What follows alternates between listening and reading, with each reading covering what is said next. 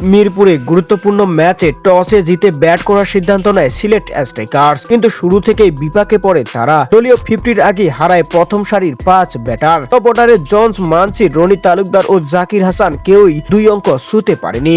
চারে নামে আহসান ভাট্টি একমাত্র কিছুটা লড়াই করেন। ভাট্টির 29 বলে 28 রান ও জাকির আলীর 20 বলে 24 রানের ছোট ইনিংস ছাড়া বলার মতো কিছু ছিল না সিলেটের ব্যাটিংয়ে। তাই তো 18 ওভার 1 বলে সব কয়টি উইকেট হারিয়ে তারা থামে মাত্র 116 রানে। 117 রানের সহজ লক্ষ্যে নেমেও শুরুতে চাপে পড়ে বরিশাল। বাজে ফর্মে থাকা তাওহিদ হৃদয় আবারও ব্যর্থ। 7 বলে করেন মাত্র 6 রান। 3 নাম্বার ডেভিড মালানো সুবিধা করতে পারেনি, তিনি আউট হন 8 বলে 9 রান করে। 39 রানে 2 উইকেট হারানোর পর দায়িত্ব নেয় বরিশালের অভিজ্ঞ 2 ব্যাটার তামিম ইকবাল ও মুশফিকুর রহিম। যেখানে তামিম ও মুশফিকের দুর্দান্ত জুটি পুরো খেলাটার রং পাল্টে দেয়। তারা তৃতীয় উইকেট জুটিতে 81 রান তুলে দলকে এনে দেয় সহজ জয়।